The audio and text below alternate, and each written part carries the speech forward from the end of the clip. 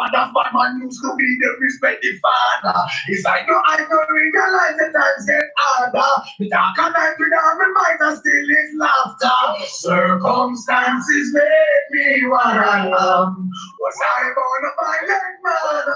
Circumstances made me what I am. And everyone should know. Instead, when I try to cope, tell myself there is hope. It seems like the biggest joke. And as I put on the gun, still the last must run. I know when blinded can come. And me a jam and a cool one go back in a school. This is still lick me. There's no hope for those who have not from the slum. Take the little much we have still until we done. I'm gonna show some love. When we get back here, reply, circumstances made me what I am. Was I born a violent man? Circumstances made me what I am. And everyone should know. When I know little crime, Mama cry too. She want the war with her heart, and that couldn't do. You know they find it death in a hospital west.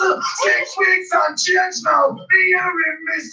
Why so much violence? Too much violence. It hurts my soul, and I won't keep silent. Circumstances made me what I am. That was his reply. I cried. Circumstances made me what I am. Everyone should know. It sounds strange, I do foolish, but it better every day another fun victim to the narrator. Why is there so much violence killing everyone another? Let us learn to love another light shine brighter. What influence you influence you self get slaughtered. As father, man knows to be the respected father. Yes, I know realize that times get harder. I thought I might with all my mind and still is laughter. Circumstances made me what I am. Was I born a violent man? Circumstances made me what I am. Everyone should know. No, and when I try to cope, tell myself there is hope. It seems like the biggest joke. And as I put on the gun, collateral must run. I know when blinded can come. And me a think out cool, one go back in a school. The system lick me, there's no hope for those who have not from the slum. Take the little much we have, still until we done. Only we show some love, only we get back some now. Circumstances made me what I am. Was I born a violent man? Circumstances made me what I am. Everyone should know. Circumstances made me what I am. Was I born a violent man? Good afternoon, brothers and sisters. Good afternoon. Good afternoon, brothers and sisters. Good afternoon. You are tuned into the Proven Truth. You are listening to the Proven Truth. For those of you who are listening and for those of you who are watching, you are watching and listening to the Proven Truth with your brother and host, Anthony Brown. Coming to you live from the studio of Radio Gumbo Creole here in the beautiful territory of New Orleans, Louisiana. Family, again, it's a God-given blessed day. It's a God-given blessed day. It's another beautiful day here in the territory of New Orleans. The sun is shining, the birds is singing, the sky is blue. The sky is blue. It's a beautiful day here, family, and as normal, as usual, we give our God the glory. We give our God, which is the God of the creator of heaven and earth. We give that God the glory to giving us the privilege to still be amongst the living, to breathe that beautiful breath of fresh air, to open our eyes and still see Mother Nature and recognize Mother Nature for what Mother Nature is. We give our God the glory. Look, we don't preach religion, but what we do as a people, as a race, we are spiritual. We are spiritual beings, spiritual creatures, and we give God the glory for that. We go about life on a day-to-day basis. Far too many of us thinking that, for those of you who think that it was just one big bang, boof, and mankind was in existence and the world came about. More power to you. We ain't knocking you. That's your belief, that's your thought process. But for those of us who believe in a higher power, in a spiritual being, that at one point in history there was total darkness, there was nothing. And out of nothing, this entity, this spiritual being, this light appeared out into the darkness and said, "Let there be light," and there was light. We give that person that's your life from the studio of Radio Gumbo Creole here in the beautiful territory of New Orleans, Louisiana. To participate in the show, you may dial 504.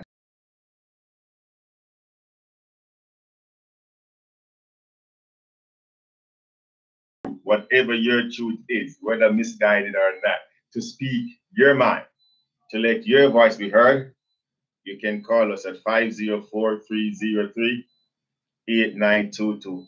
You can listen to us from your device of choice. You can listen to us from your device of choice by dialing 712-432-7883. Again, you can be driving home in your automobile, dial 712-432-7883, and you can listen to us. You can be home and plug that device into your stereo as well and listen to us, okay? Or, wherever you want to do it. You can do it by Wi-Fi too. You can also check us out on the web by going to www.radiogumbocreole.net. That's www.radiogumbocreole.net. And that's RadioGumbocreole.net.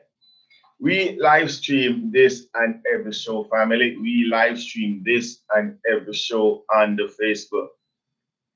You can participate on the Facebook by, leaving a comment, by, giving us a thumbs up, by whatever way or means you want to participate on that platform. It is here for not only we here, but for you as well. It was created for we the people, the voiceless. That's why this platform was created. You can participate by going to Anthony Brown for Assessor 2017. Again, that's ANTHONYBROWNFORASSESSOR 2017. We are also live streaming this broadcast on the YouTube. We are also live streaming on the YouTube. You can also check us out on the YouTube. You can participate likewise, on the Facebook. You can participate on the YouTube, leaving a comment, becoming a live guest on the show. Whatever you choose to do, you can utilize that platform. And again, this platform was created for you, the people, the voiceless, the forgotten. It was created for you. You can come on and you can be a part of this show. You can let your voice be heard, speak your truth as well. And to do that, you can check us out at BitTHE Proven Truth with Anthony Brown. Bit Proven Truth. While you go to YouTube and you go into that search screen, you type the Proven Truth / Anthony Brown. You should see your brother face pop up, and you can check us out.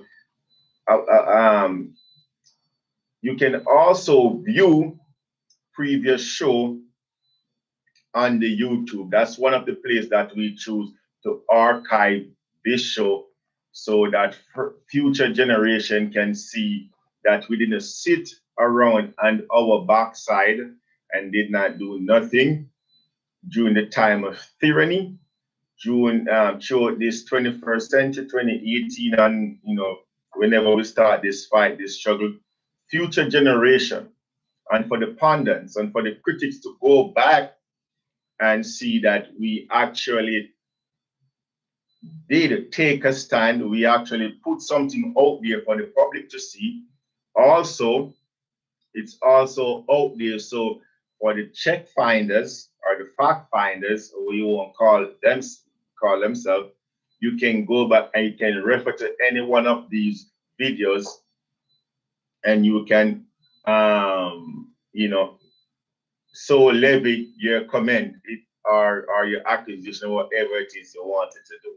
Again, my brothers and sisters, as normal, we appreciate the love. We appreciate the fact that you take some time out of your day to listen to us and to share your comments.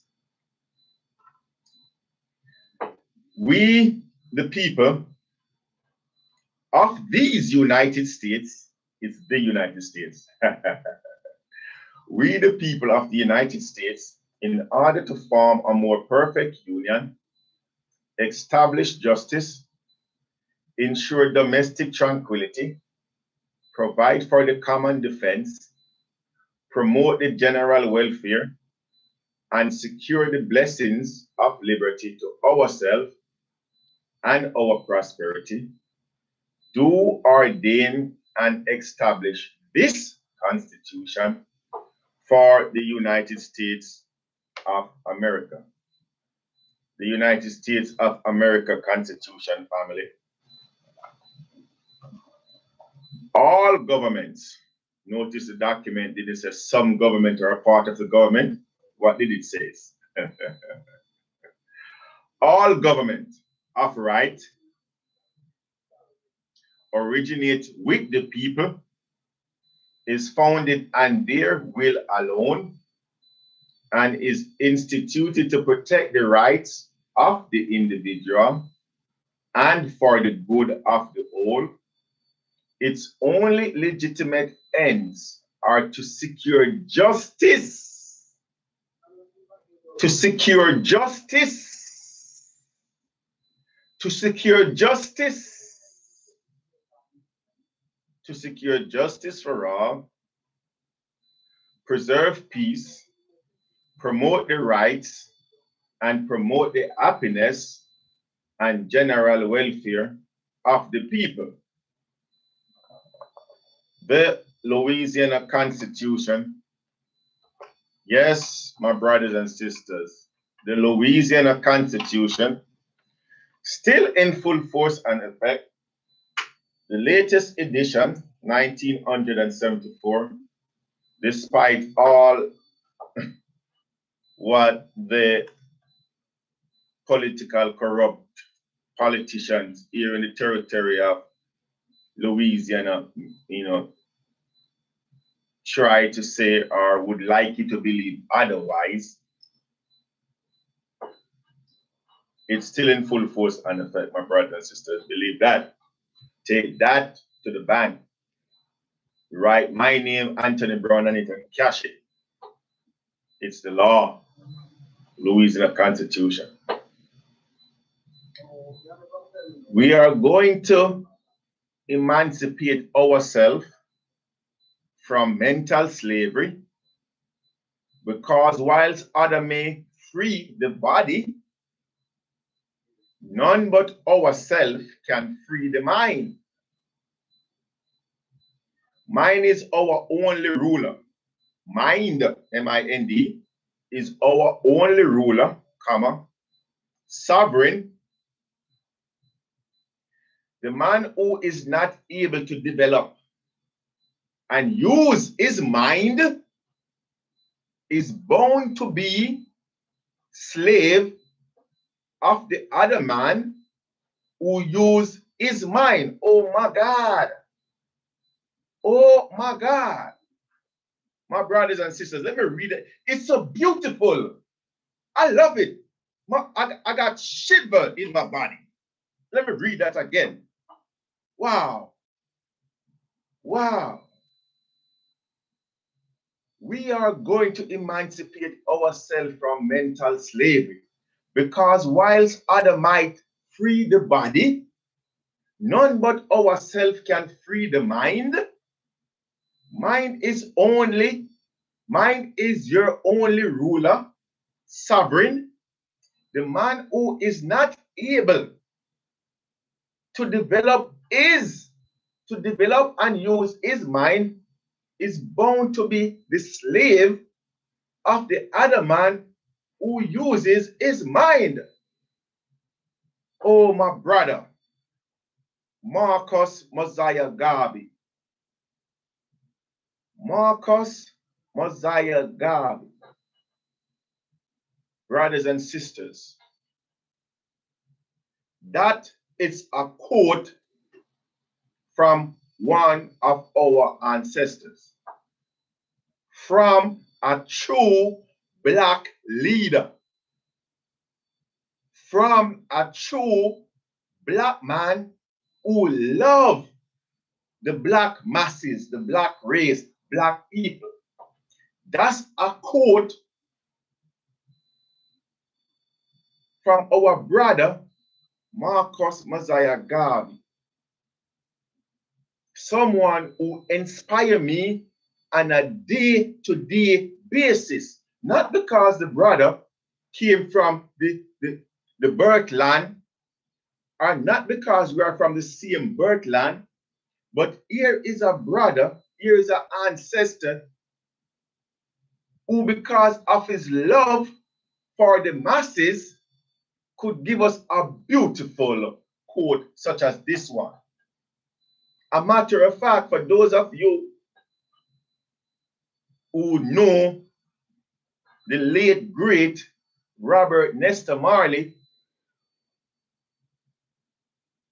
the song that he did, Emancipate Yourself from Mental Slavery, man but ourselves can free the mind.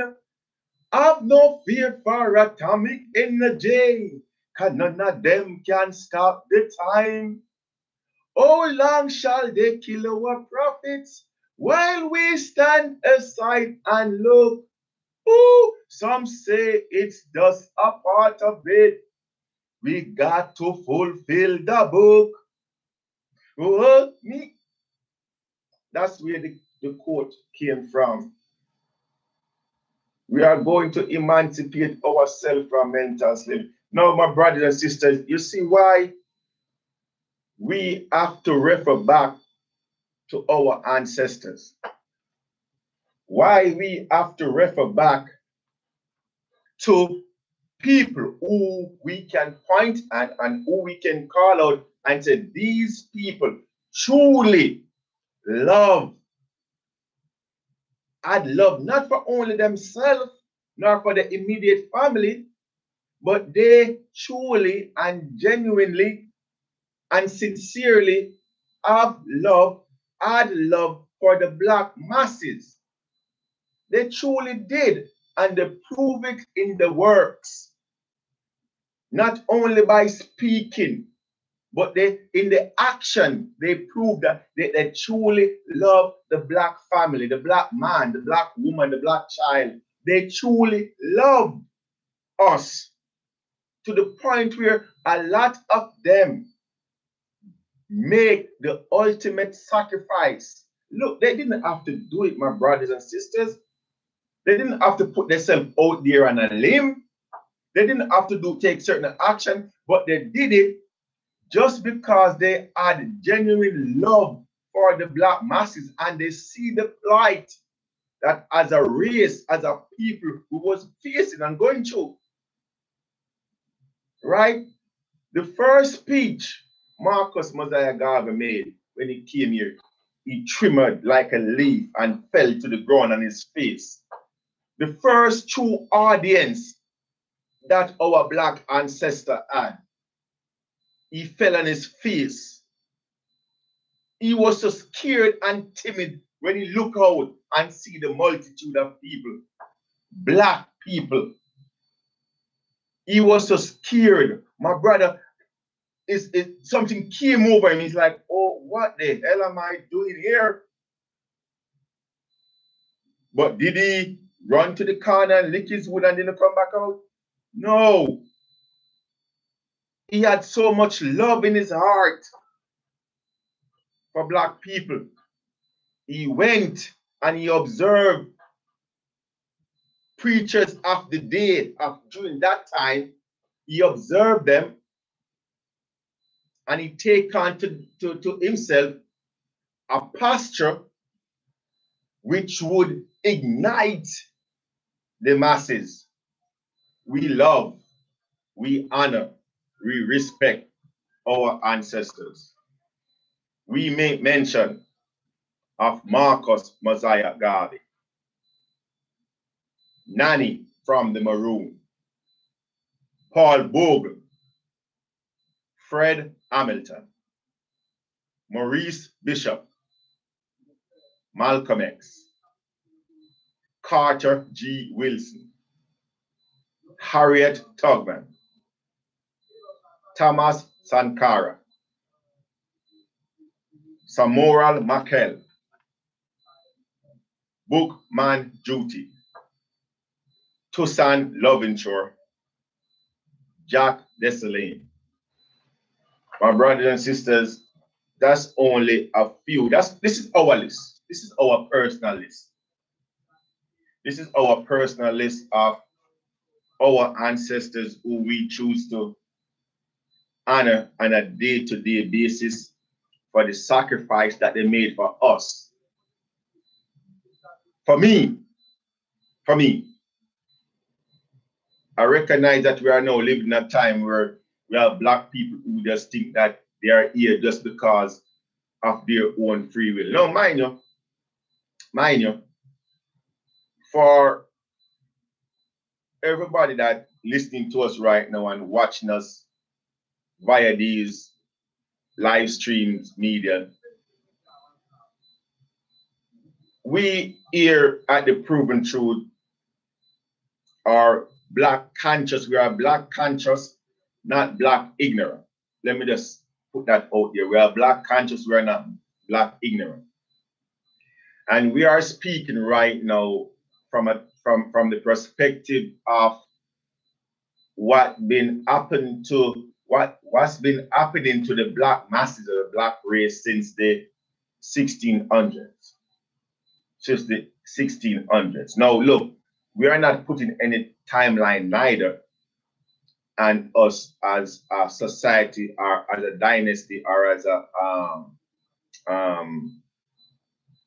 a civilization, because our civilization as a race, as a people, we circumpass the 1600, the transatlantic slave trade. Okay. However, here in North America, even the United States of America, for the Western Hemisphere, when they speak about black and black people and the plight of black people, they only take you as far back as to that timeline. No, maybe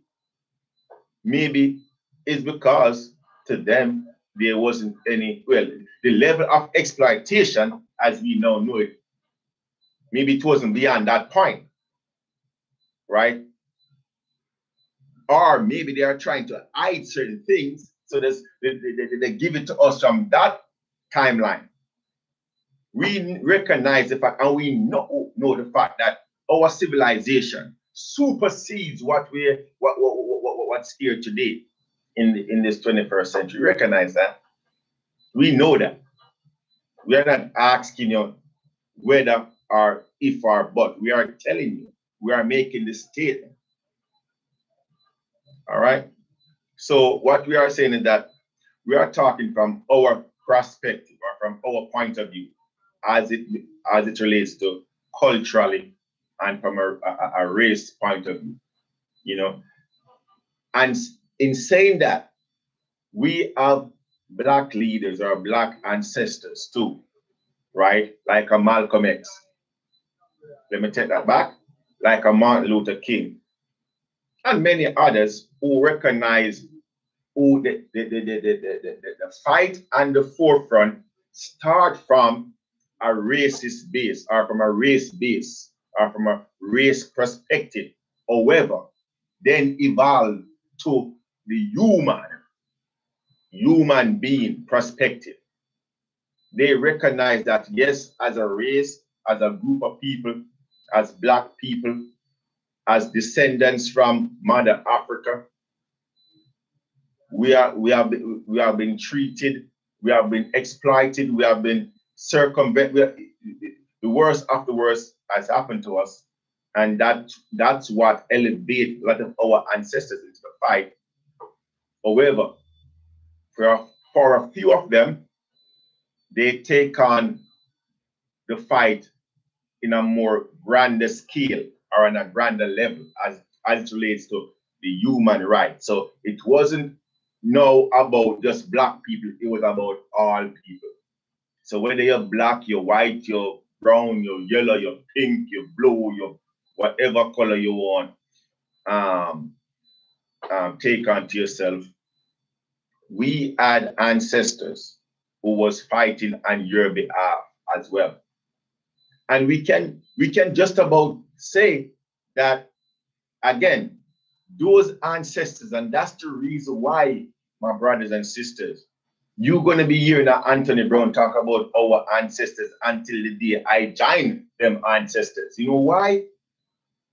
Because today, in the 21st century, 2018, here in the territory of New Orleans, Louisiana, there is not one among us. There is not one Black public official. There is not one Black person among us who we can point to who is championing any cause either on the Black race and the side for the Black race or the side of guardian humanity, neither, to be true, in the official capacity as elected officials. We don't see one. No, maybe I could be wrong, you know. Maybe I could be blind. Maybe the spectacles that I'm looking out of is shady or is foggy. Maybe my spectacles is foggy, or maybe I'm not moving in the right circle, so I don't know. So if there's one among us, or if there's one out there, one Black person right now who is speaking, truly speaking, and putting themselves out there, are talking on behalf of the Black masses, not only in front of the cameras or mainstream media or the local media, but behind closed doors too. If there's one Black, so-called Black leader here in America right now that is speaking on behalf, look, I can't say humankind.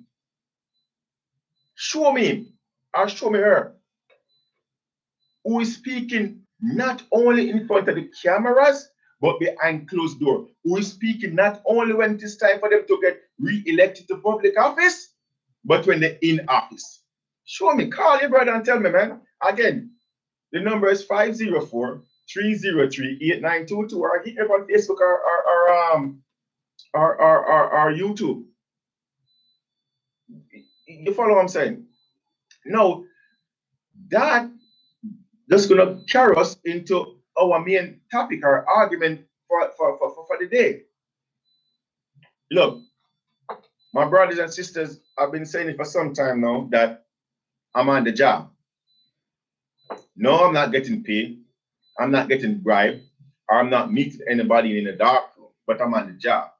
What I'm doing is out there for the public to see and to vet. Yesterday, no, well, before we go into that,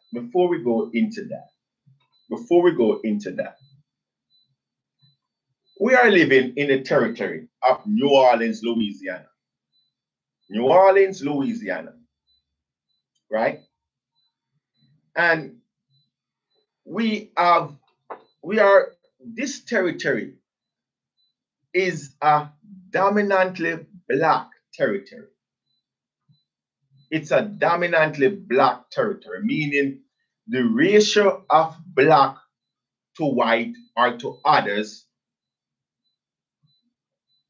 is white, or the percentage of black to white, or to Caucasian, or to other ethnic race, on the black side, that number, whatever, either be it ratio or percentage, the number of black that reside here in the territory of Louisiana, New Orleans, is more than any other ethnic race or group, right?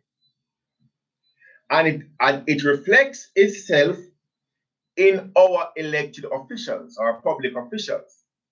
It reflects itself that way. All right.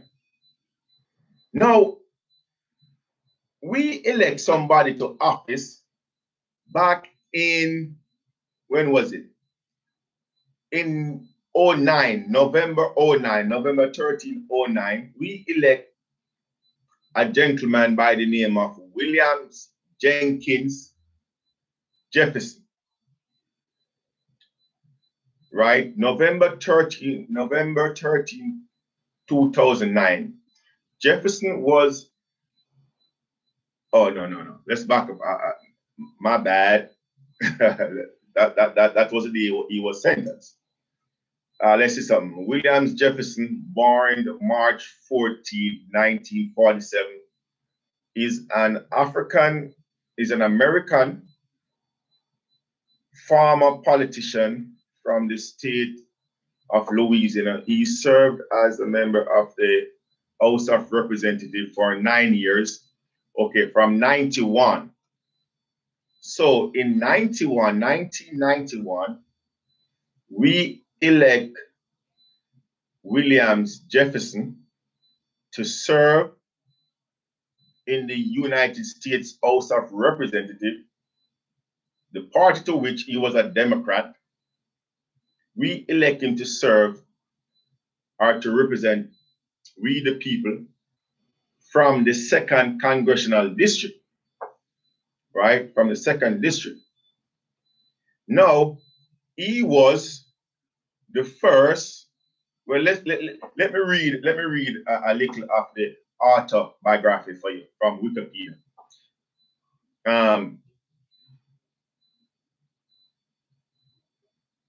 Let's see where we want to pick it up from. Well, let's see where we want to pick it up from. Jefferson was born in, no, that's not where I'm trying to get to. That's where I'm trying to get to.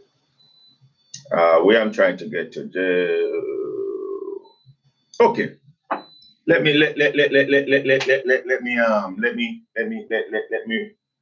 run it blind.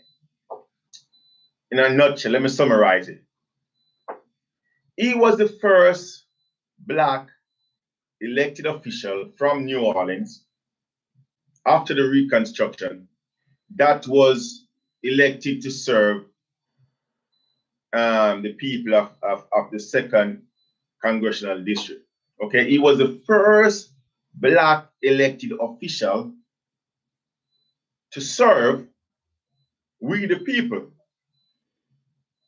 right?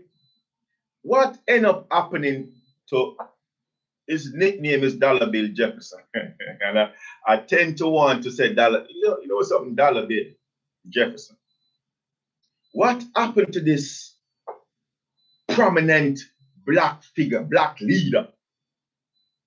This first black person who was elected to serve us, we the people, from the 2nd District. After the Reconstruction, he was appointed or elected to serve we the people. Did he represent us honorably? Did he go there and shine on behalf of the people of New Orleans, Louisiana? No, he didn't, my brothers and sisters. He did not. He went there. No, look, we are fully aware, and that's one of the problems that we are facing here right now. Even though this was a corrupt politician or a corrupt individual and create malfeasance in office and went and spent time in the federal prison, right?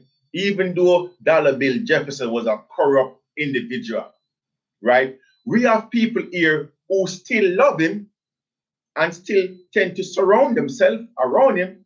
Now, mind you, we are not saying that nothing in and of itself is wrong with that, because first and foremost, he's a human being, he's a father, he's a husband, right? And we, the people, appoint him to office, right? Or elect him to office from 1991 until the time his black ass was convicted and sentenced in federal prison in 2007.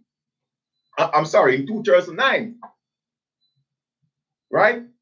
So as a human being, you're gonna find people who, rightfully so, still love and admire him. Nothing is wrong with that in and of itself. However, here we have, even when or after he was convicted, right, for committing malfeasance, for taking bribe. Look, family, look. This ain't new. What's going on right here, right now in today's political arena ain't new. Taking bribe, that's why he was sentenced for taking bribe. So the first black elected official that we the people elect, sent to Washington, D.C. to represent us after the Reconstruction, black ass end up in federal prison. Black ass end up in federal prison. Now check this out. Here we have his predecessor, or here we have his not his replacer, right?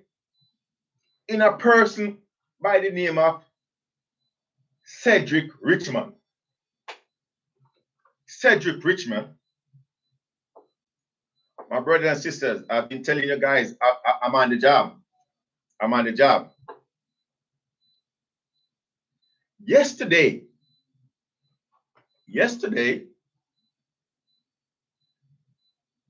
well, Cedric Richmond is, after Dollar Bill Jefferson, Cedric Richmond, the present congressman for the 2nd Congressional District, right, is looking to run for office, or looking for we the people to re-elect him come this November. Right? Come this November. Now, in lieu of giving you a barrage of complaint against this so-called black leader, or this US Senator, Cedric goddamn no good Richmond,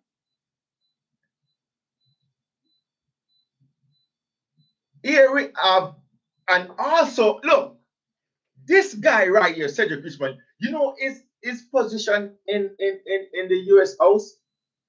He is what you call, he is the leader. This is a laughable title. He is the leader of the Black Caucus, Cedric Richmond. Oh my God.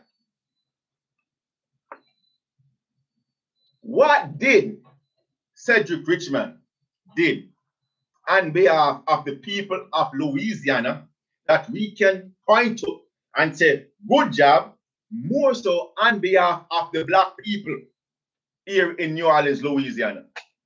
Somebody, look, again, I could be wrong. Somebody tell me one thing that he did on behalf of black people. This guy is looking to run, or for we the people to re-elect him to public office. Yesterday, being May the 30th, 30,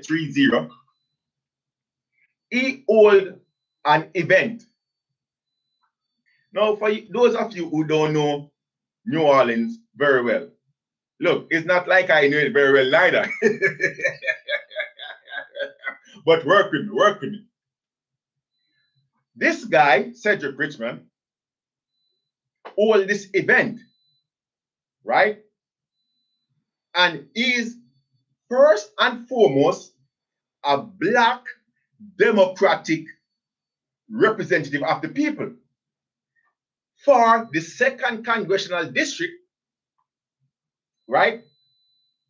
You would think that as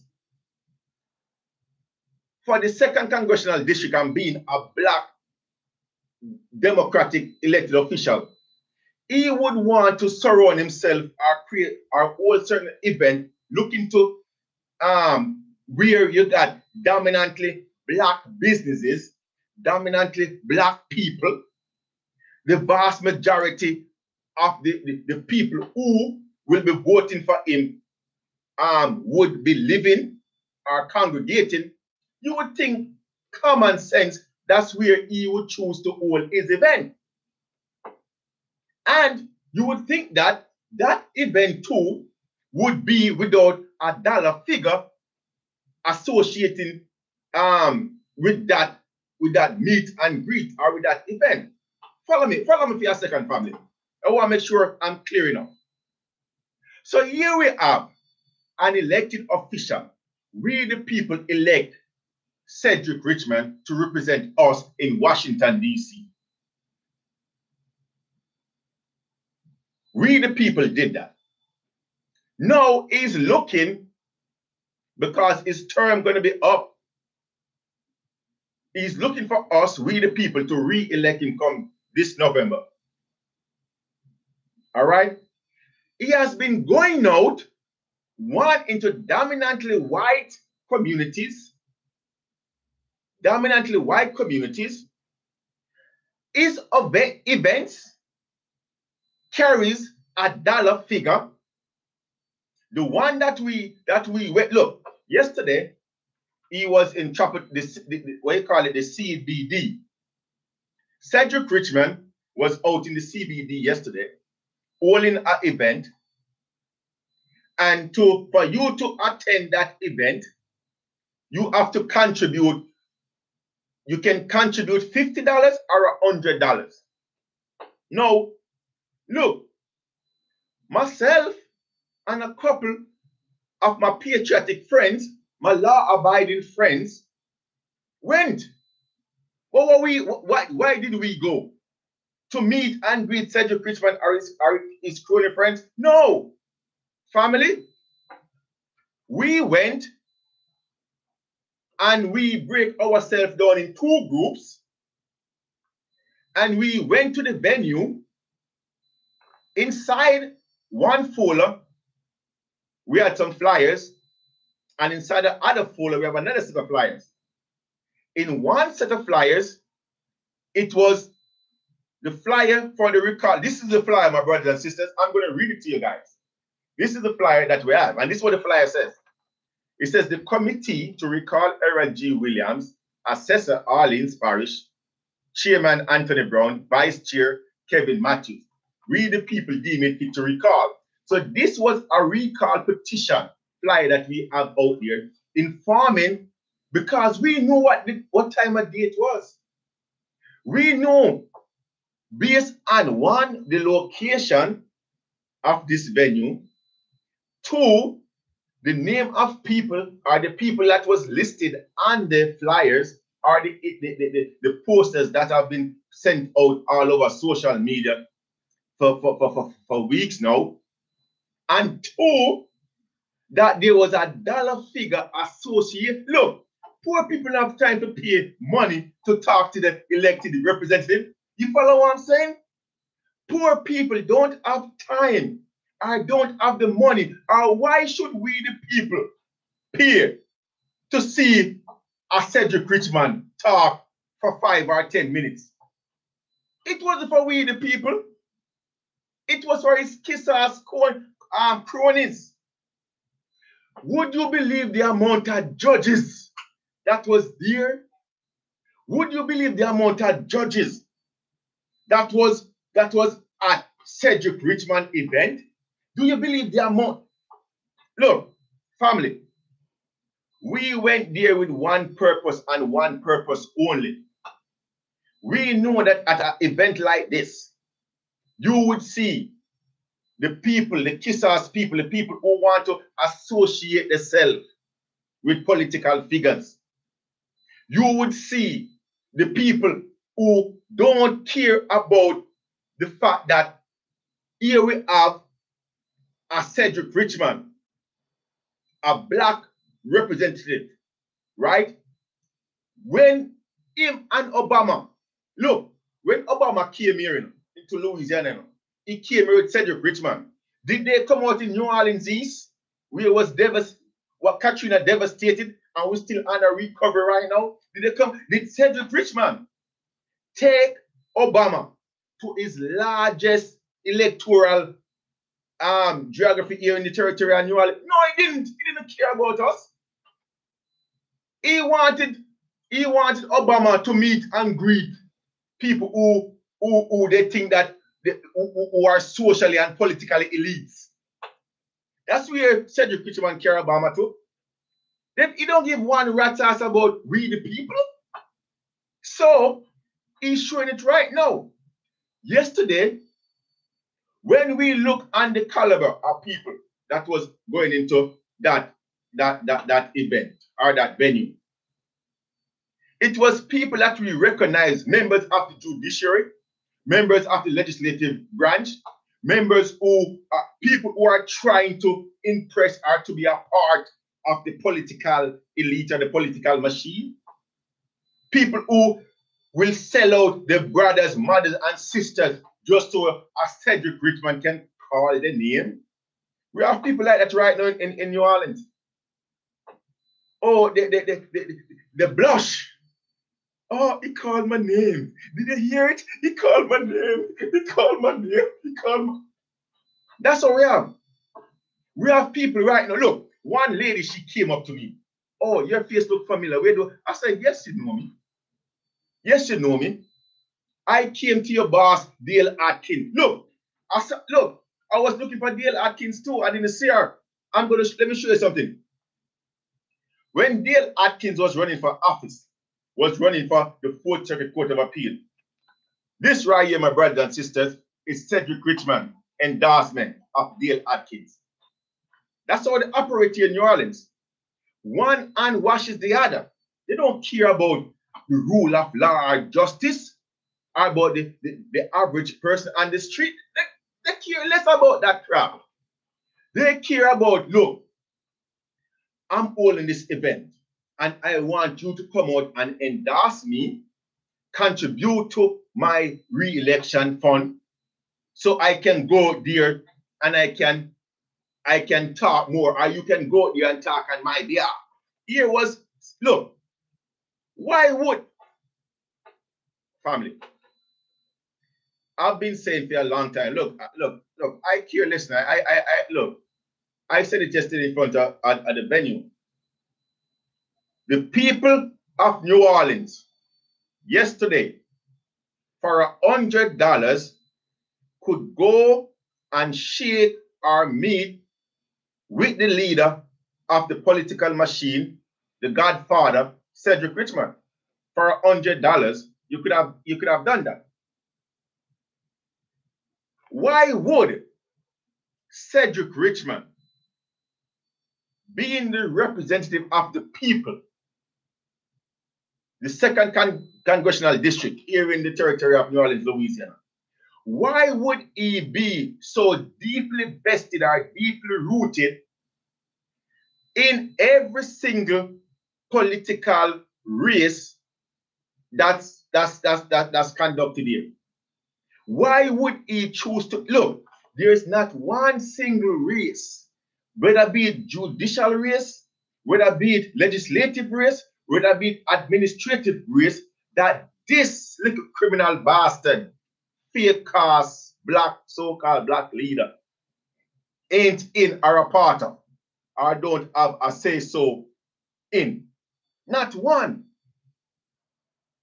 Not one race.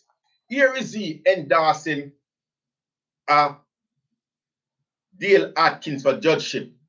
An accomplished attorney. Dale Atkins has been a faithful public servant to our country. To who? Who the hell Faithful public servant to all. When I went to Dale Atkins and informed her that the people of New Orleans are being robbed by these judges, when they take my $780, the lady who I just mentioned a while ago, who asked, said, tell me she recognized my face, was Dale Atkins' right-hand person. I don't remember her name right now. It's going to come back to me. Was Dale Atkins' right-hand person. When you go into these so-called courts, civil district courts, and you pay them money for a jury trial, which they don't want you to have jury trial. That's another secret within the court system. They don't want you to have jury trial.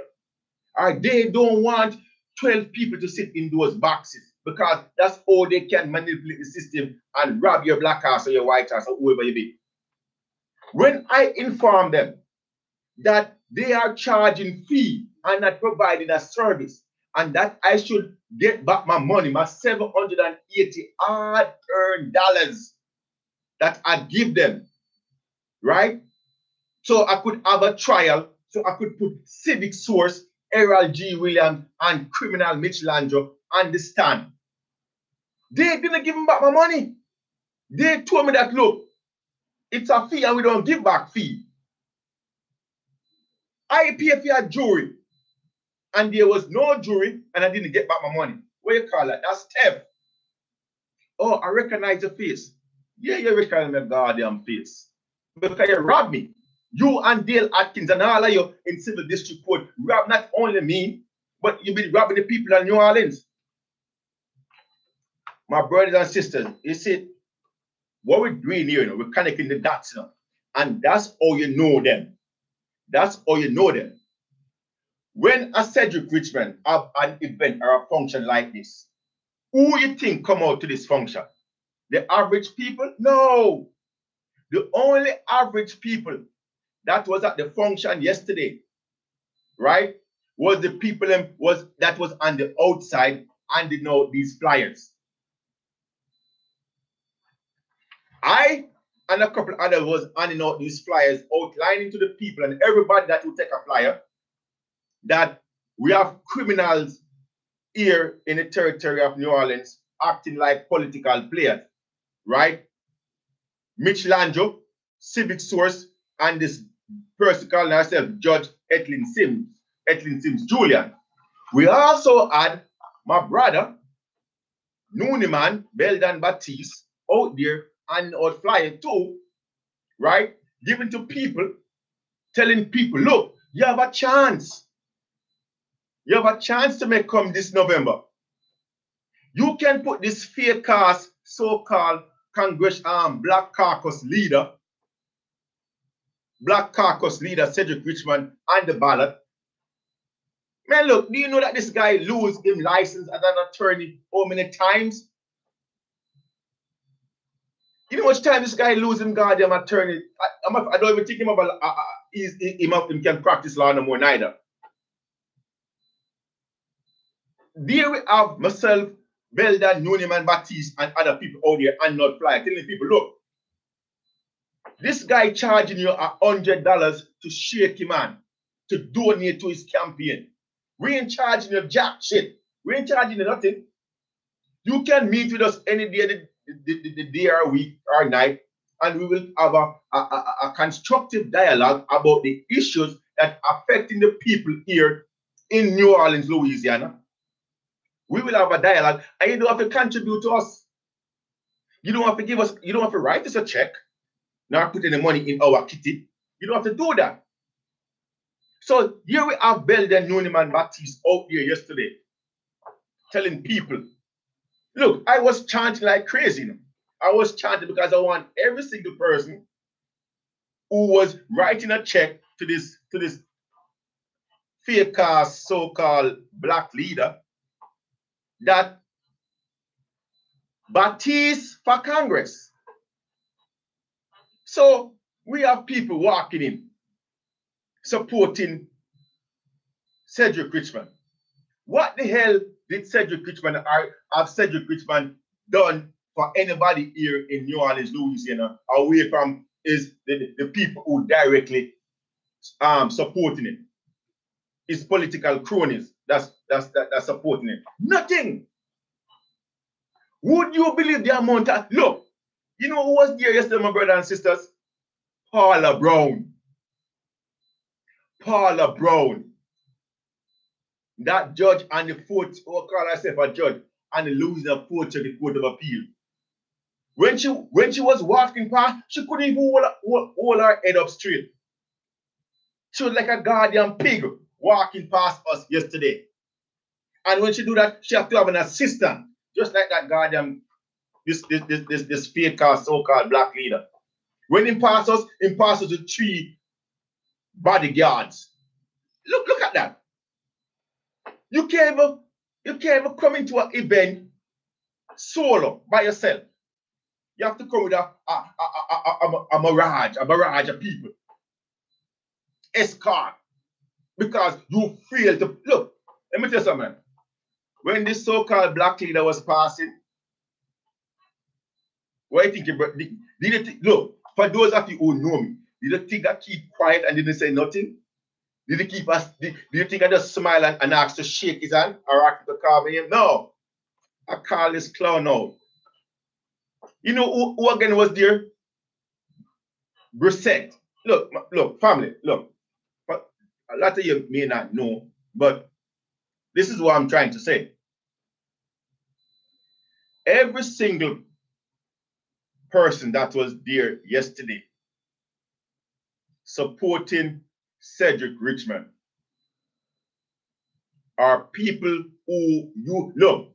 Some of these people, you have some. I saw some people who came to the event who aspire to be elected officials, right? Or who is aspiring to be public officials, and there was some who just like to be around people of influence. Kiss ass, you know. Look, it's not my intent to degrade anybody or to belittle anybody. But my brother and sister, look, I know no other way. The truth is the truth. And I have to call it how I see. We have members of the New Orleans City Council. Members of the New Orleans City Council that was at Cedric Richmond function yesterday. Members who we know for a fact ain't working on behalf of the people of New Orleans, Louisiana. They ain't. So, what are we saying? We are showing you a timeline and we are showing you a way of life here in New Orleans, Louisiana. We have one criminal, convicted criminal, ex-United States representative in a Bill Jefferson, and it over to another criminal, Cedric Richmond. None of them working on behalf of the people of New Orleans. They're all in it for the selfish reason and selfish gain, personal gain. That's what it's all about. They all surround themselves with cronies, members of the judiciary, members of the legislative, other political players who won't take any action. And that's how it is. They won't take any action because, oh, look, Cedric Richmond is my friend. Or I can't do this because if I do it, even though I know it is wrong, I still have to do it because I don't want to offend a Cedric Richmond. That's what we have here in the territory of New Orleans, Louisiana, my brothers and sisters. Cronyism. People who we elect to public office to conduct our business, our affair, who don't do it, they go into public office and they form this clique. They form this group. And what this group does, this group defend this group. This group, it doesn't care what. Look, we have a.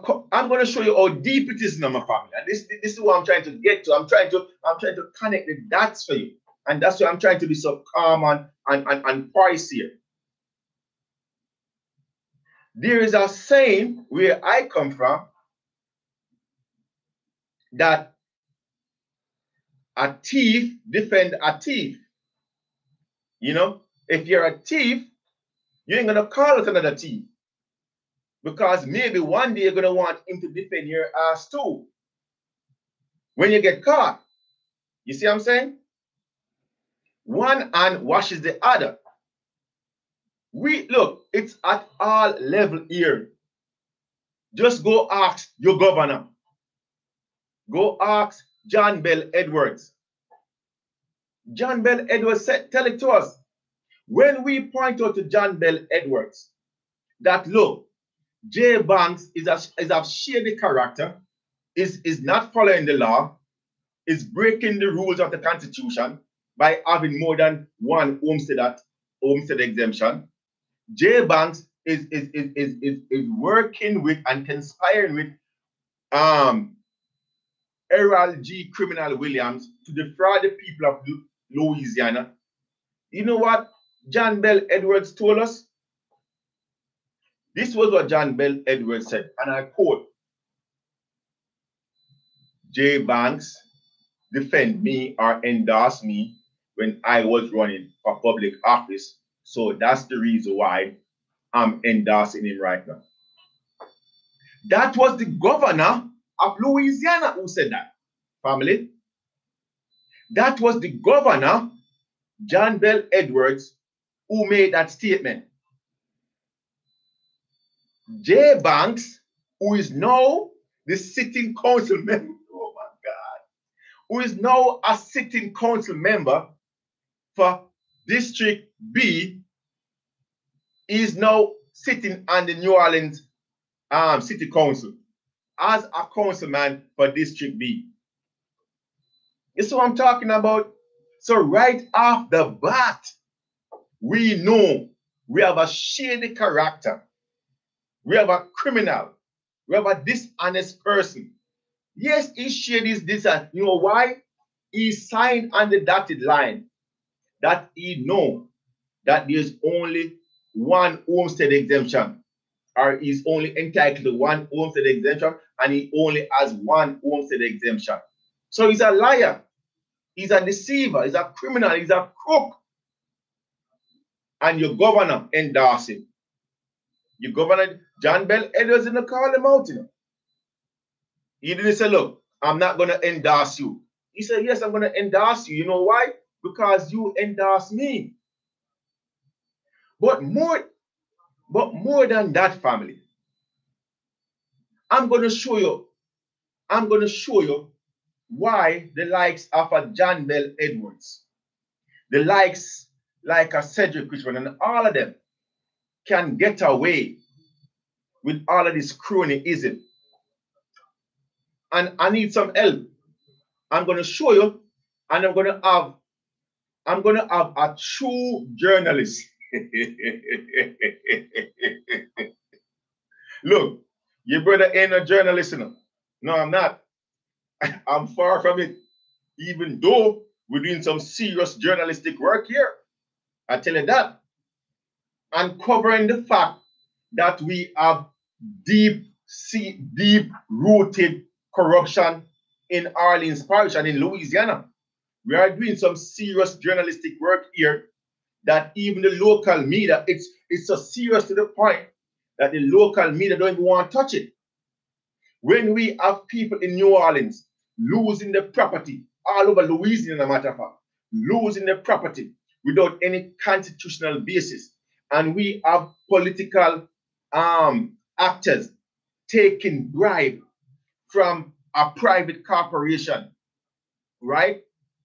We are doing some serious journalistic work here. We have a company by the name of Civic Source, illegally auctioning off people's property, right? And we have political people who is taking bribe so civic source can continue to operate here and to rob people of their property. You see, I'm talking about. So we are doing some serious journalistic work. So we profess, we ain't saying that we are not journalists, but this is what we're going to do to help us, right? We're going to go to a true journalist. We're going to go to a true investigative journalist who, in my opinion, have been doing some serious work for quite some time now, right? And here he is making the point for us. The only reason why a lot of these criminals that's in public office is getting away with it is because we have criminals sitting in the judiciary, sitting on the bench. And again, a criminal won't point out a criminal, won't expose another criminal. We have people calling themselves judges here in the territory of Louisiana, who we the people appoint or elect to public office to serve our will. And these people are committing malfeasance in office, are robbing the people of the financial worth in office. Criminals calling themselves judges. Now, when you bring charge or bring suit against a criminal like Errol G. Williams or Mitch Landry or a Brissett or a Jay Banks or a Cedric Richmond, you honestly think that because this person have on a black robe and call his or herself a judge, they're gonna render justice in your favor? You're sick. You're crazy. Now, we're gonna show you, or listen to our brother. Listen to, no, not our brother. Let's take that back. Listen to this reported journalist talk to you about some criminal that's sitting in office right now that we the people are actually paying money to. That in turn helps them collect possibly tens of thousands of extra dollars a year in cash. Tonight, we investigate New Orleans judges who officiate weddings and the money they make. I kind of laughed and was like, yeah, sure, why not? When why not turned to I do, Michelle English opted for convenience. Well, we were just talking one day and I said, pick a date. We'll go to the courthouse. Michelle and Lyle drove a few minutes away from their West Bank home to New Orleans' Second City Court, the Algiers courthouse.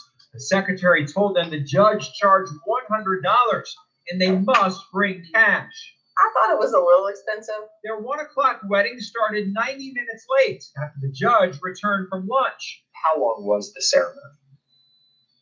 It wasn't that long at all. I mean, really. 5-10 minutes? Maybe. Maybe.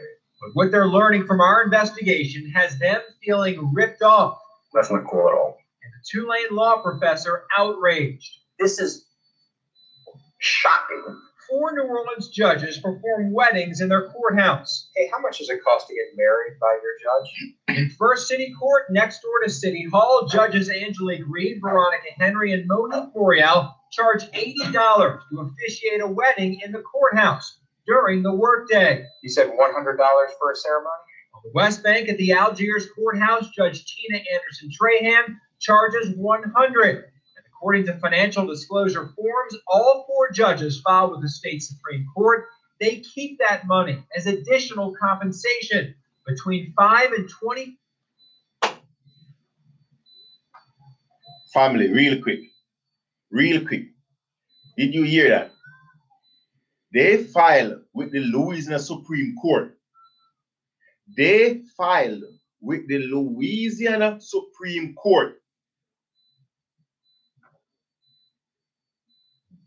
about this money that they are receiving for income, right?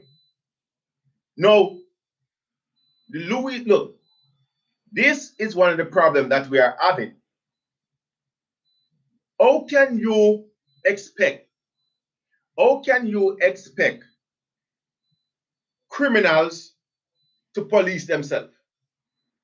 How can you expect criminals to police themselves? You think that, what's her name? You think that Bernadette Johnson, you think that Bernadette Johnson, the Louisiana chief, okay. You think Bernadette Johnson, Greg Guthrie, Scott Cushan, James Genovese, and Marcus Clark don't know that what these judges in the lower court is doing is wrong? You think that the highest court in Louisiana, in this territory, these so-called associated justices and this so-called chief justice don't know for decades that these other judges in the lower court is violating the Constitution, the law of the land? Let's listen to some more. They're not supposed to get salary supplements for doing this on the side. I mean, they're not judges for hire. This is not Judge Judy. Tulane law professor Joel Friedman says no part of the law allows the judges to pocket this money. This is just a salary supplement that is unlawful. And it's clear to you it's unlawful. Absolutely.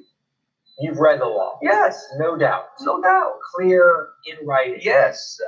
I don't know how they could explain otherwise.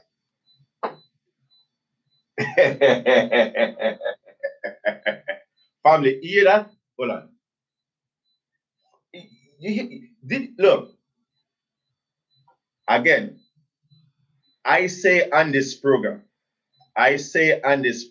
every day, I say on this program every day, family, I'm not an attorney. I didn't go to the institution of indoctrination, and I don't want to.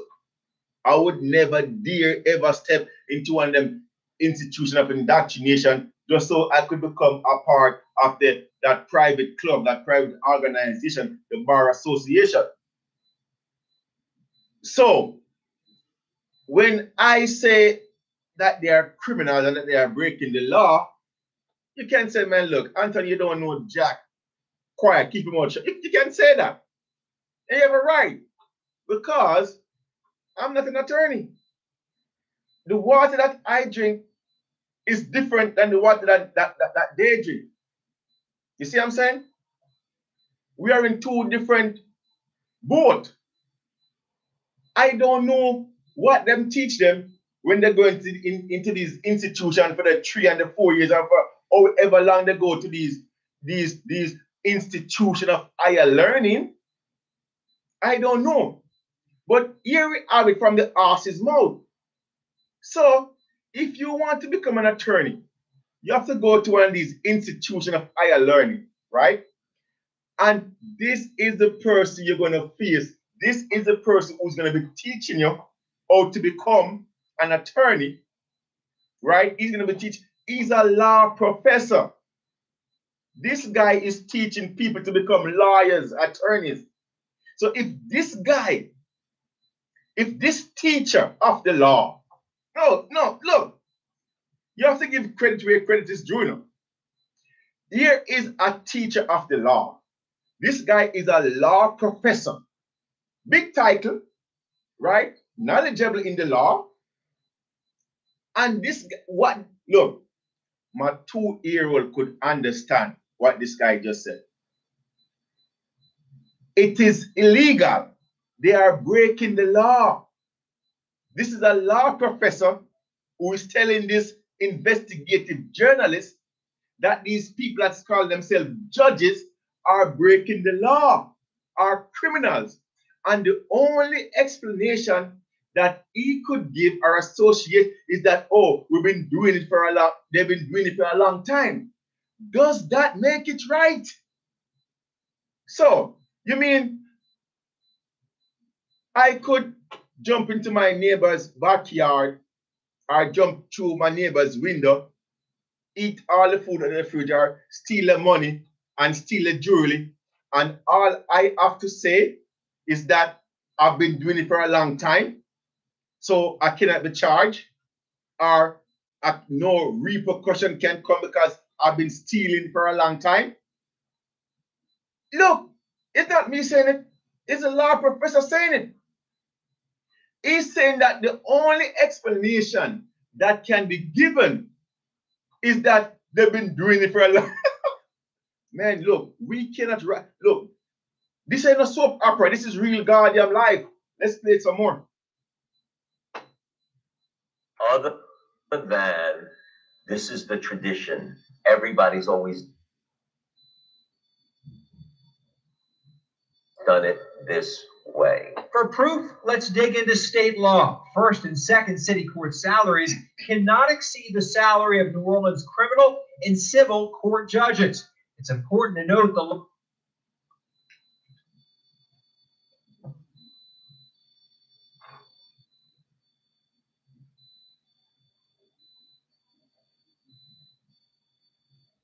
law specifically defines salary as the total annual compensation paid directly or indirectly from all sources for services as judge. According to those financial disclosure forms, each criminal or civil district court judge makes $149,000 a year. For example, here's civil district court judge Paulette Irons' disclosure form. But look now at the form for all 4 city court judges. When you total up their salaries, all 4 make $149,000, about the same as those criminal and civil district court judges. But then look at the miscellaneous income, an additional $5,000 to $25,000 for officiating weddings. In fact, 3 of the judges specifically list the type of additional income as judicial or judge. This money should be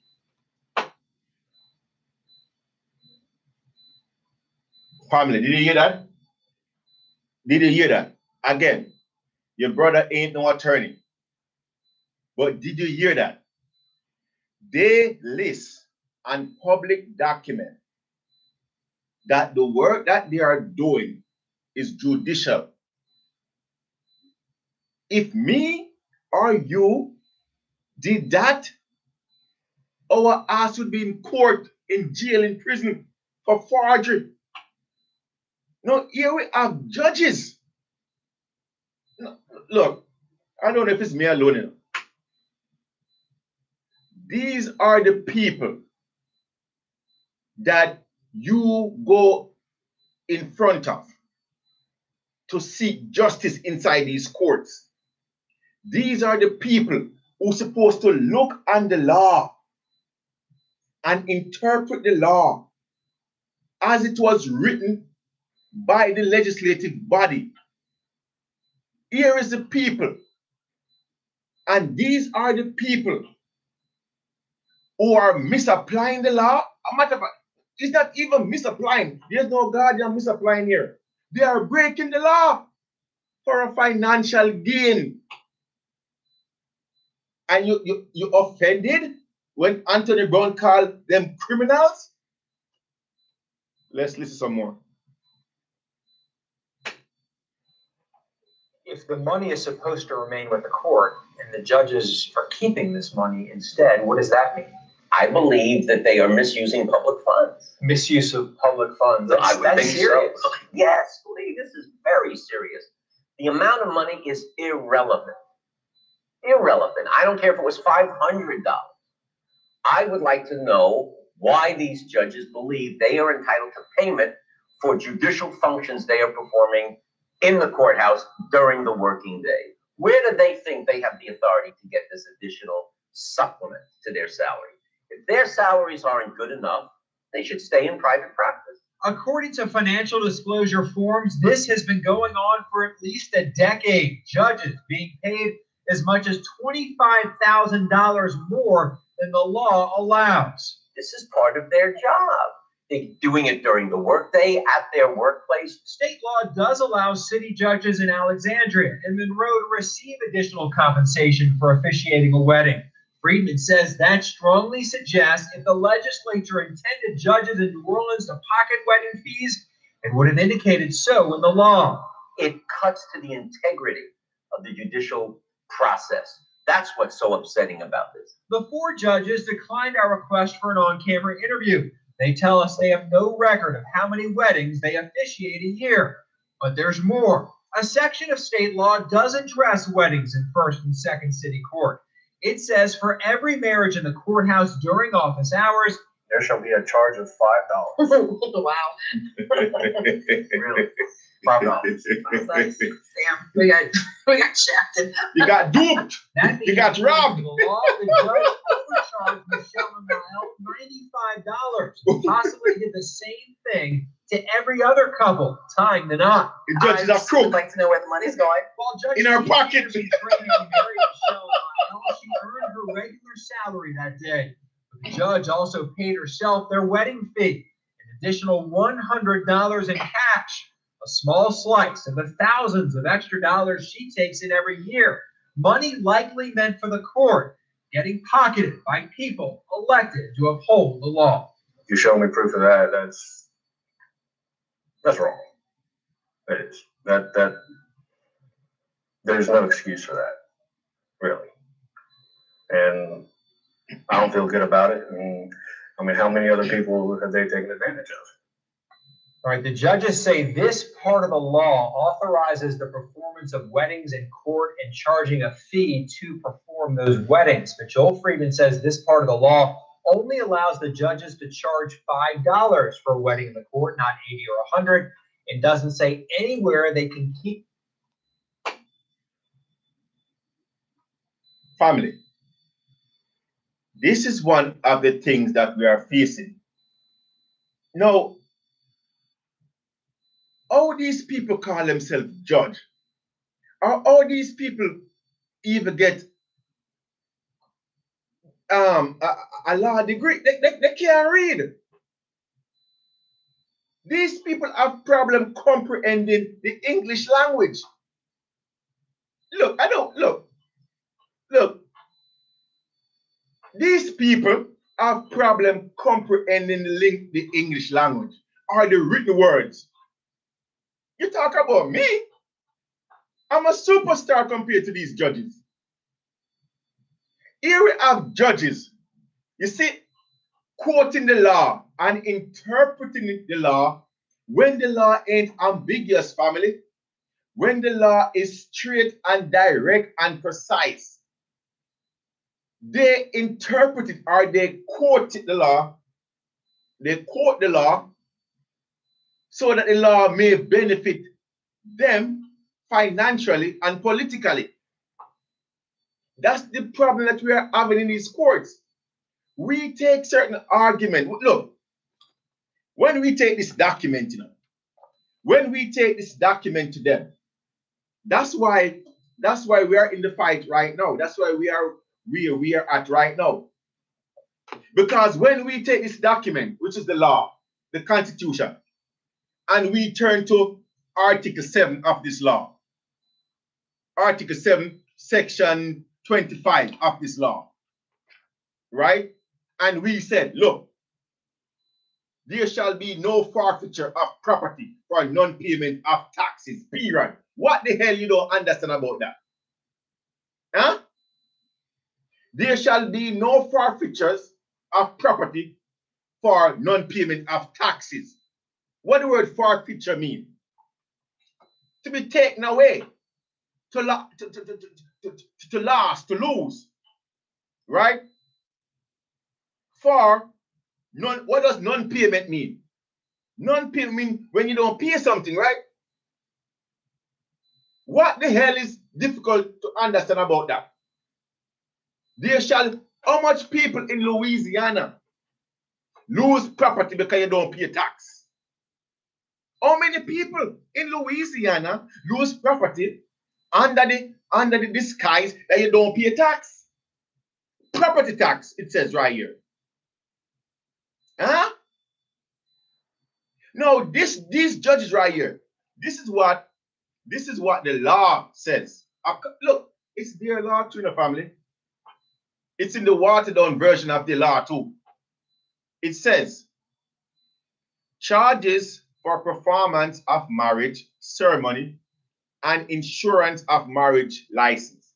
A, for every marriage performed in the courthouse by any of the judges of the first and second court of New Orleans during office hours, there shall be a fee of $5. And no, that in and of itself is it's misleading, it's a lie, it's crony. Look, the Constitution only authorized 2 parishes or 2 cities in the territory of Louisiana to do that. And that's why when I talk about the watered down version of the law. They take the Constitution, right? They take the Constitution and they convince couple of the crony friends and the legislative body to re-alter certain things so that it may benefit them. The Constitution didn't say that. But even if the Constitution did say that, and according to this part of the law that they are quoting right now, because they know they never have the goddamn authority, what this part of the law tells them, it says, there shall be a charge of what? $5. Una, dos, tres, cuatro, cinco. They know $5. How much these criminals charging people? In some cases, over $200, $100, $80. Where did the law say to charge anybody $80 or $100? Or in other cases, they tell you that it depends on which day you get married. Like in some people get married on Valentine's Day, you pay over $200. Where the hell did the law say that? You criminal bastards. And you call it. No, look. How can you have respect for these people as individuals, as human beings? Not even as human beings you can have. Look, all I have for these people is sheer contempt. Sheer contempt I have for these people. Cedric Richmond, Dale Atkins. All I have for these people is sheer contempt. You know why? Because I know that they are criminals. I know that these people are criminals, man. Disguising themselves under the cloth. Disguising themselves under the cloth. They're criminals. And I know that. And a few other people out there know that too. And you have people out there who know that, but still associate themselves with these criminals because they want to be a part of the society. They want to be a part of that so-called elite social group. Or they want to be a part, they want to associate themselves with political figures. You wouldn't believe the amount of judges that show up to Cedric. Look, I've been calling Cedric. Look, you guys can go check my Facebook page and other posts out there. I ain't scared of calling. I've been calling Cedric Richmond for what he is for some time now. The Godfather. I should title I should title this show The Godfather. I think I did. Did I? Cedric Richmond. I've been calling him for what he is. Look, I care less what other people out there want to think or say. You can cover up cronyism when you see it or when you hear it. I mean, you can talk negative about it. Look, I care less what nobody want to talk about. Yeah, look, I'm putting the food on my own table. I don't have to rob people. That's what I'm saying. I don't have to rob, cheat, or lie so I can keep a roof over my head. I don't have to lie, cheat, and rob poor and black people to put food on my table or money in my pocket. No. I can work, and I have been working since since the age of 13. My daddy kicked me out of his guardian house and said, man, look, 2 bull don't ruin no 1 pen. My daddy kicked my black ass and said, man, look, you grown, you're a man, go find you on a roof. And I did. I wasn't grown by no means. I wasn't grown. I wasn't a man. Physically, well, I was born a man, but physically and mentally and emotionally and financially, I was the man. But we just couldn't say eye to eye. You know? And you think I'm ignorant? You need to say my daddy. You need to see the lines, the seed that I came from. For all of you who think I'm ignorant and I'm aggressive and short-tempered, whatever you want to call my black ass, I ain't care. I really don't. You ain't putting food on my table. Huh? You ain't putting a roof over my head, so I can call it the way I see it. Cedric Richmond is the godfather of the Louisiana political machine. He sits at the head of the table. That is the reason why when him have a function like he had yesterday, he had 2 functions yesterday. You see all of the so-called social elite and the politically running behind him, cluck. Because he's the one who called the shot. He have the say so in Washington, D.C. And when Barack Hussein Obama was the president, oh my God, he was floating on here. You see what I'm talking about? He was floating on goddamn here. Now look, you are the first so-called black president of these United States, the worst goddamn president the United States have ever seen. But you are the first so-called black president of the United States, Barack Hussein Obama.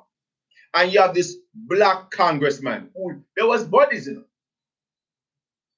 There was bodies. Or they appeared to be bodies when they was out in the public. You see how he escorted Barack Obama off of Air Force One when he landed here in Louisiana? You see how he escorted Obama? He was behind Obama like Obama Batman. Yeah. Obama, look, in the army, in the military, right? In the military, under the auspices or the auspices of the queens, well, in a country or on an island like Jamaica, right? Even though it has been said that since 1962 we have been we're an independent nation or independent society. We still, through the Caribbean and certain other countries, have a representative of the crown there.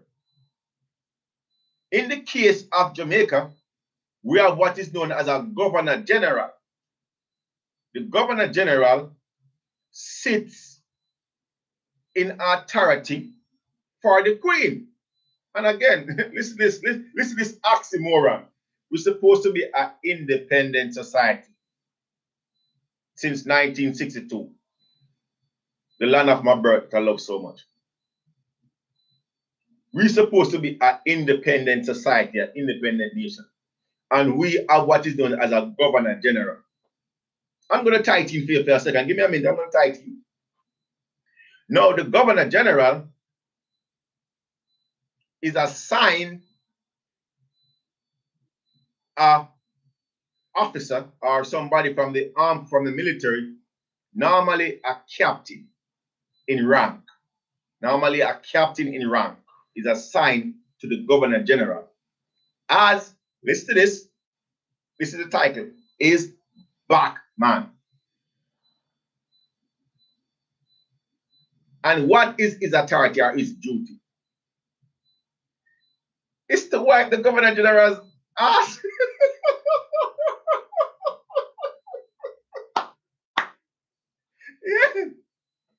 he just wiped the governor general's ass. That's how he do. Yeah. Clean his shoes, prepare his clothes, you know, attend to his needs.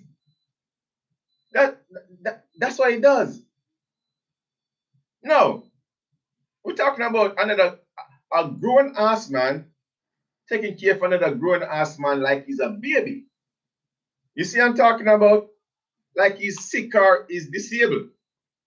You know, that's his title. That's what I do. No, it's the same thing right here. We have all of these kissers, these Batmans and Batwomans, right?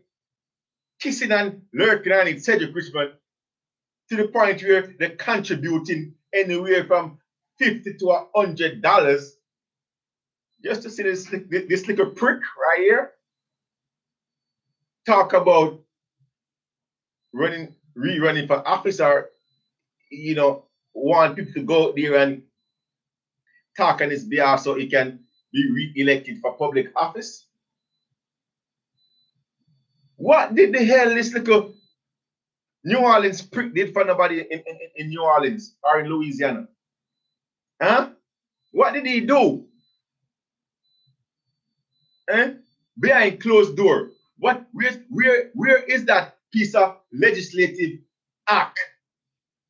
Where is that millions of dollars or trillions of dollars that he pumped out into New Orleans East or anywhere in the district that he so represent? Where it is? Look, don't tell me crap about Cedric Richmond going out there and blasting Donald Trump after Donald Trump made that, I would say, uninformed. That's all I'm gonna title it, uninformed statement about countries like Haiti and Mother Africa, whichever country he made those statements from. Uninformed, I'm gonna say, when he referred to countries like Haiti and Africa, wherever else as shithole countries. After listening to his explanation, I understood what the president meant. What did goddamn Barack Obama did for any of us, or for black people, or for America? Nothing. Huh? So don't tell me about Cedric Richmond came out and blasted the president. Who we was supposed to blast was Obama. That's who we was supposed to blast, Obama. The worst goddamn president this country I've ever seen. That's who Cedric Richmond was supposed to blast. Blast Obama. Have people walking behind him, running behind him, kissing his ass. Because he want to go back on the ballot. He want to be re-elected. This clown can't even practice law no more. Let me tell you something, family. We have a trooper. We have a champion of the people. My brother, my friend. Look, let me tell you something real quick. The only reason why I am here, because I tell you before, we here on the proven truth. We don't endorse nobody. We don't endorse no politician because we don't believe in them. We don't believe in them. Look, we appoint them to office so they can serve our will, to do our work. And that front, we expect them to do certain things. And we want them to succeed. We don't put people into office for them to fail. No. We put people into office so that they can conduct our affairs. So that we can go out and spend time with our family. We can go out and do what we choose to do, what we feel to do, because we're the bosses. So when we put them to office, we put them to do what they can do. We put them to do what we want them to do. Right? We don't, it's not our policy here on the proven truth to endorse nobody. Because they ain't special. There's nothing special about a goddamn politician. None of them is special. We are the ones who are special. We, the people, are the ones who are special. And that's why we don't endorse. However, as I said before, and I say it again, there is a young man, my brother, my blood, my brother from another mother, who, for the past couple of years, or for some time now, been in the trenches. A matter of fact, he was in the trenches before I met him. And since I met him, we take a liking to each other, and we've been in the trenches together. And I can call this brother any time of the day or the night and say, Noni, let's go create dust. And he's there. He never asked me to contribute to his financial being before. No. You can't walk 10 feet anywhere here in New Orleans and somebody ain't calling this brother name. And that's the reason why we was out there giving people flyer announcing Baptiste for Congress. Look, I don't care about the uphill fighter or you want to call uphill battle, or the political elite, or the social, that social group, or those people who are run behind Cedric Richmond like a goddamn Batman. We don't care about them. We go into the communities, talk to that lady out there in New Orleans East, that 82-year-old lady who tell us every day that, look, I can't pay this goddamn tax, Mr. Brown. I can't pay this tax. All I got is Social Security. It's killing me. That's who we talk to. We talk to people who say, when you mention the name Cedric Richmond, who is Cedric Richmond? What does he? Yeah. We go door to door, communities to communities, and we talk to people. We reach out to people. We say, look, we ain't got no money. We ain't coming to ask you for no money. This is our argument. Our argument is we have criminals here calling themselves judges, robbing people on the clock. We have politicians here in New Orleans, as in the likes of Errol G. Criminal Williams, siding with companies like Civic Stores, taking people property out illegally. We have the governor. Look, no branch. That's the reason why my brothers and sisters all over, listening to us all over the Caribbean, here in the territory of New Orleans, the FBI have two divisions that deals with political corruption. And for those of you who don't know, normally in a territory like New Orleans, or a matter of fact, I think this is the only territory that the FBI have two divisions that deals with political corruption. It is so deep-rooted here in New Orleans. It's unbelievable. We have no respect, no regard to these criminal actors calling themselves politicians or elected officials. Look, and they dare to call themselves honorable. You ever hear the Honorable Dale Atkins, the Honorable Errol Williams, the Honorable Mitch Landry? Honorable, my ass. Which part of them is honorable? They're criminals. The goddamn criminals, man. We have the leader for the state, for the territory. We have John Bell Edwards. We have John Bell Edwards. John Bell Edwards, the governor of this territory right here, who not only side, but defend other elected officials who you know at a minimum is of shady character. A matter of fact, who you know is breaking the goddamn law. We outline that to him. We show that to him.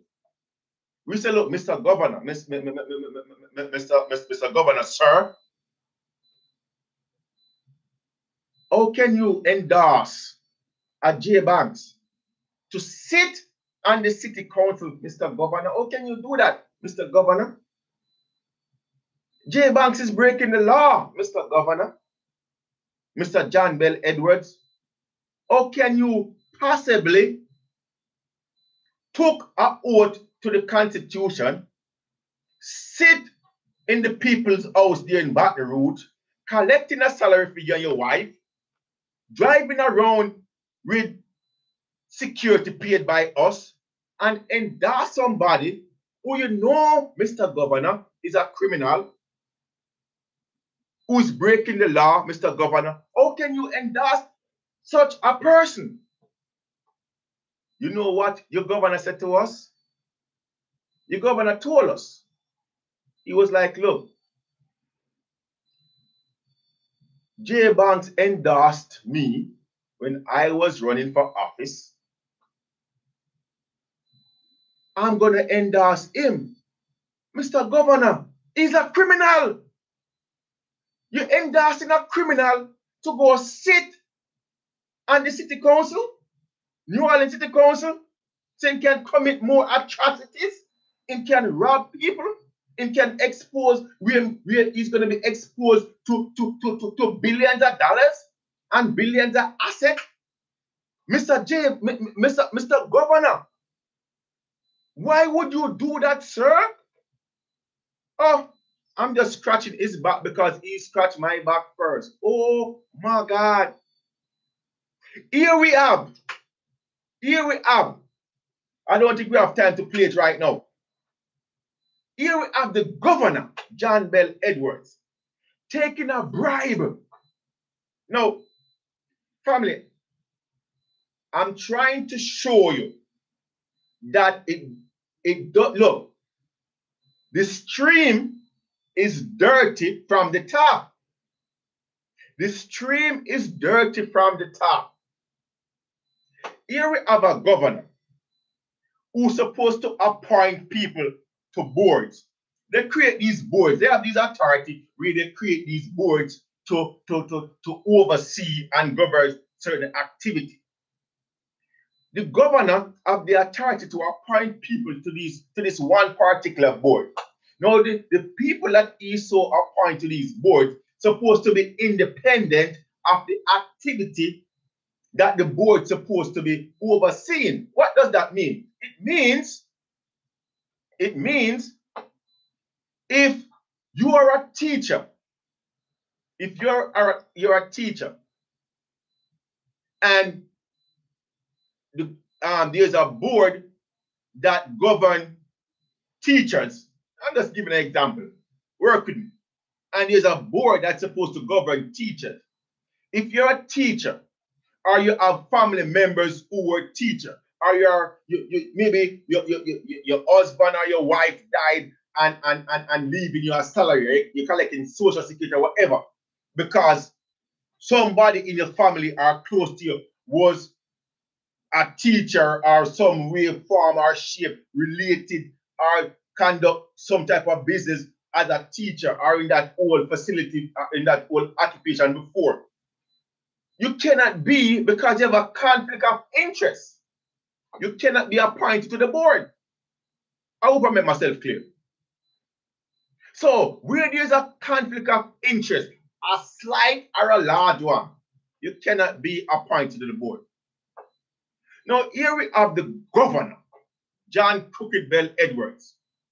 John Crooked Bell Edwards, with the authority to appoint people to the board, right? Are these captain ships, these ship captains.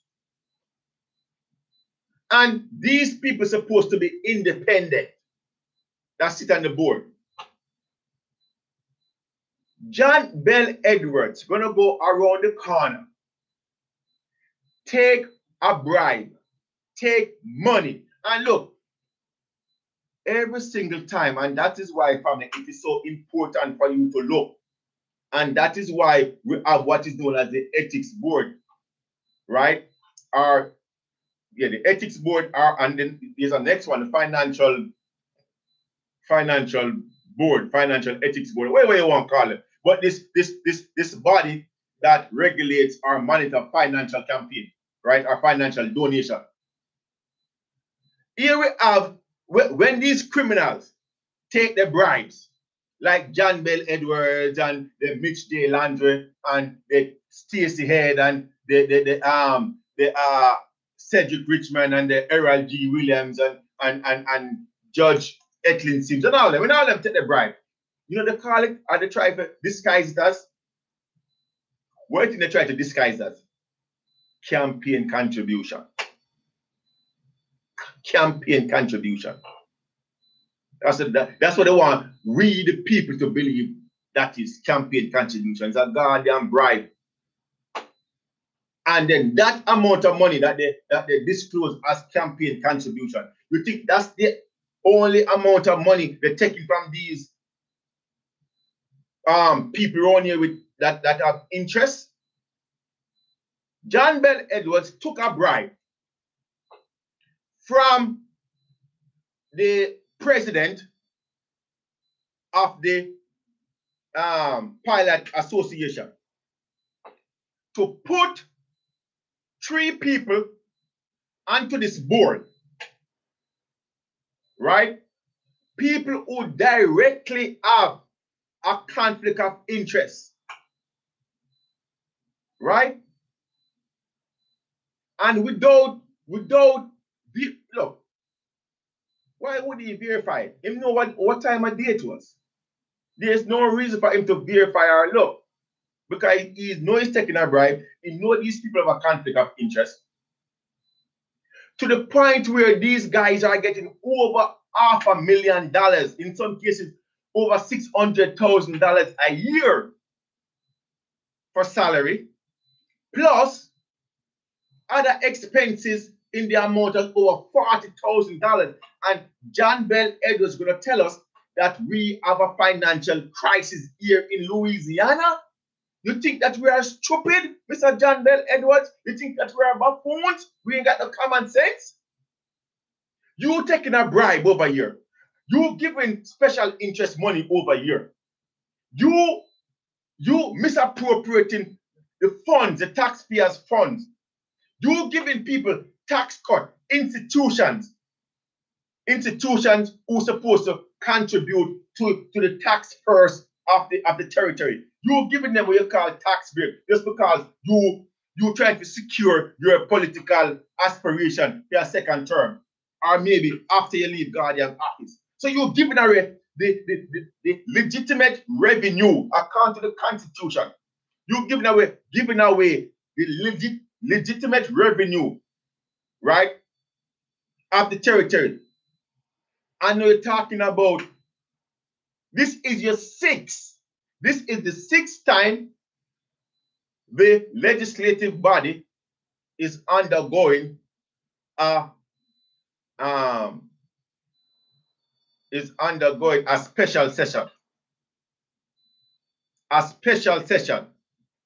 And that's why I'm telling the people of Louisiana, I'm saying to the people of New Orleans, be on guard. Be on guard. They are talking about a constitutional amendment for 2020, family. These criminals are talking about a constitutional amendment for 2020 to fix the financial budget. Where you think they're going to go or what you think they're going to do? I've been talking for a long time that the Constitution gives them no authority to tax people and the private property to the point where they're taking away your house, your home. What do you think they're going to be doing, or where do you think they're going to be looking to tax you? What do you think they're going to be doing with the Constitution? Be on guard, my brothers and sisters. We have criminals. We have rats protecting our guide in the cheese. We have rats, John Bell Edwards. We have rats, Bernadette Johnson. We have rats, Errol G. Williams. We have rats, Paula Brown. We have rats, Cedric Richmond, Dale Atkins, protecting our cheese, our resources, our money. That's what we have, my brothers and sisters. They are talking about a constitutional amendment in 2020. That was what Civic Source did in 2014. And we, the people, rightfully so, tell them to kiss our ass. Tell them no. But did they abide by that? Civic Source is still operating here in the territory of Lower Louisiana. Acorn Information System LLC /civicsource.com is here today. 935 Gravier Street on the 17th floor. Civic Source, 935 Gravier Street, New Orleans, Louisiana on the 17th floor. They're still here operating today. Why? Because we got criminals in office. We got criminals on the New Orleans City Council. We got criminals on the 4th floor up there. We have an imposter sitting in office, calling himself a goddamn tax assessor, the goddamn criminal, Errol G. Williams. We got criminals on the Civil District Court, Division N. Sims Julian. Criminals calling themselves goddamn elected officials. My brothers and sisters, I appreciate the time you spent.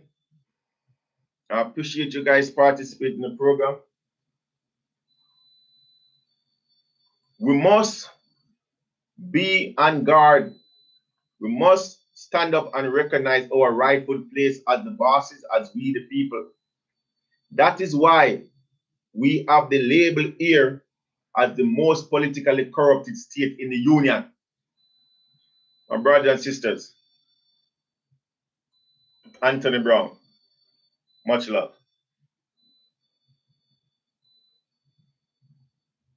Tom, is there remorse within your heart for those that have death in the past?